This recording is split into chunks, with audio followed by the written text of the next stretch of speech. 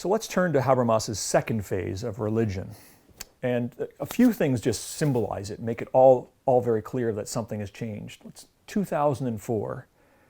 Habermas met with Pope Benedict in Germany to talk about religion and the needs of Europe and public society. And in that debate, which I won't rehearse the details, he's very respectful of the contributions of religious communities to liberal democracy in Europe. Signaled something different. Religion is no longer archaic, in other words. He's no longer urging Pope Benedict to engage in the linguistification of the sacred. Nor is he saying to his theological dialogue partners, the more you talk with me seriously, the more you're leaving theology behind. All that kind of argument simply vanishes. Okay, now you could say maybe he's just being polite, but I think there's more going on. And other people have noticed that there's been a change of tone, Juncker Kenny being only one, and a number of non-theologians as well. And generally people emphasize two things having begun to change Habermas's mind. The first is, I've already referred to it, Juncker Kenny as well, developments in biotechnology, genetic technology, genetic engineering in particular. That has clearly horrified Habermas, the possibility of what that might mean. And Juncker Kennedy's already signaled to us how she thinks he's starting to think that the idea of being made in the image of God is an important expression, at least to still hold on to until we find a better way to articulate why every individual is to be valued as they are.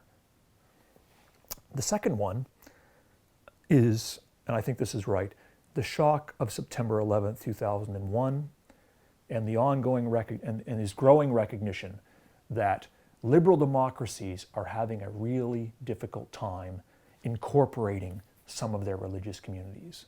And as a citizen of Germany, he has particularly in mind not simply Islamic terrorism in the United States, but also the very large Turkish population in Germany who are predominantly Muslim and often express feelings of being alienated and excluded from German society.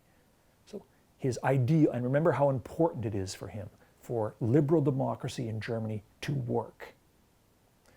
It's not working, or it's not living into its potential. It seems to hit roadblock. So he needs to rethink, why is this having such difficulty? So he's recognized that there's some weaknesses, some gaps in liberal democracy, insofar as it's developed so far, and some gaps in post-metaphysical reasoning. Juncker Kennedy pointed out that. And moreover, there's a third thing that he's noticed, that more and more citizens aren't voting anymore.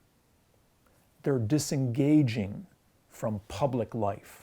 They're disengaging from public intersubjective debate. They've lost their motivation, their conviction to participate. That cynicism, at least as Habermas interprets that as cynicism, is deeply worrying for him. What has gone wrong? So, to summarize what is starting to develop in Habermas's work, he's concluded, or he's observed, that his theory of communicative rationality, he doesn't doubt that it's correct, but he notices that the sense of the ideal speech situation implied by language is not in itself sufficient to motivate human beings to engage in intersubjective debate with each other. It seems to require some kind of help. People need to be motivated, supported, encouraged in new ways to participate in this. What are those ways? How do we motivate people? This is a significant shift in his thought, but what's particularly interesting for us is how he thinks religion and theology might be some of those resources that help his ideal speech situation come into being. The main text where you see this evidence of this change in Habermas is called Between Nature and Naturalism and Religion from 2005. Now there are rumors Habermas is writing a big book on religion right now that's going to develop this way of thinking, but until we see that, then the best place to look is this text. Now, in that text, you see him make two claims about religion in contemporary democracies that sound a lot different from what we used to hear in his earlier work. The first one is this, and I'll quote him directly. "The liberal state must not discourage religious persons or communities from expressing themselves as such in the political arena." So, what does that mean?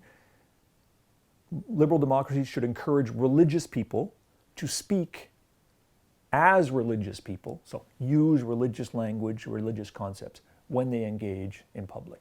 We should encourage that.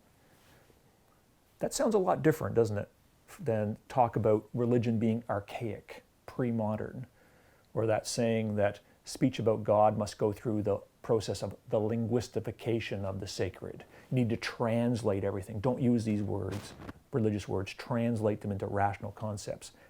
Habermas is not emphasizing that anymore in the same way that he used to. Why? Well, I think there's some pragmatic reasons for that. He's trying to be more hospitable.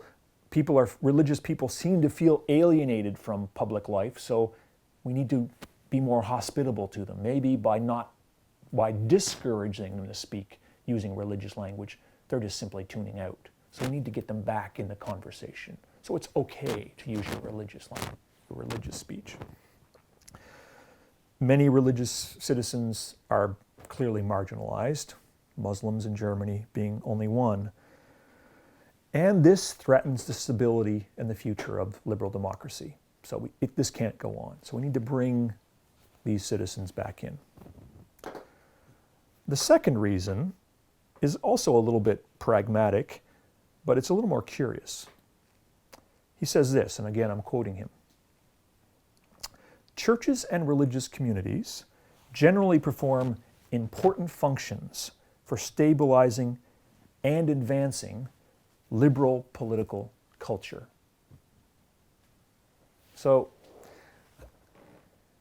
again, he himself is not becoming religious or thinking maybe I should consider religious faith, but he's noticing, wait a minute, religious communities seem to be good for our public secular societies. They do good things, so we need them to help build better conditions for communicative action and purposive rationality. He also says, by marginalizing religious citizens, and I'm quoting again, "the liberal state cannot be sure that secular society would not otherwise cut itself off from key resources for the creation of meaning and identity." So wait a minute, we don't just need communication.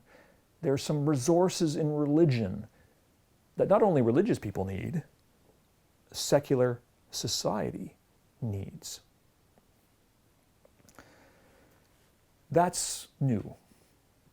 That's not just, it's actually taking the idea that we saw Junker Kennedy note in his writings about genetic engineering, that until we find a better way of speaking about the value of individual humans, maybe we'll use religious language because that's so powerful. It captures the feeling of it. Someday we'll find a new way to express it. Here he seems to be saying, or at least losing confidence, that there are indeed other ways to express this sense of the importance of certain moral concepts. And so if we get rid of religion's, religious way of speaking, theological concepts, secular society itself will be cutting itself off from important things that it needs to thrive. Now let's go back to that Horkheimer essay. He's not going to refer to it directly in this book, but in one essay on Immanuel Kant, if we watch what he's doing, he's effectively taking away his criticisms of Max Horkheimer, at least I think so. He talks about Kant's understanding of the relationship between faith and knowledge. And Immanuel Kant defends the idea of rational belief, right? He thinks we need belief in his philosophy. We need to at least postulate or assume the idea of God. in order to deal with the limitations of the moral laws, right, that motivate us, right? So it's good that, for example, Kant would say it's good that we, don't lie, don't cheat, tell the truth, and that's a moral good, and we know it to be true. But we also see sometimes liars benefit. Sometimes those who cheat don't get punished. So how can we have confidence in this? Well, we need to assume that there is a divine being who cares about these things and keeps an account. So we need this to, even for our ideas of being honest and being caring, those ideas only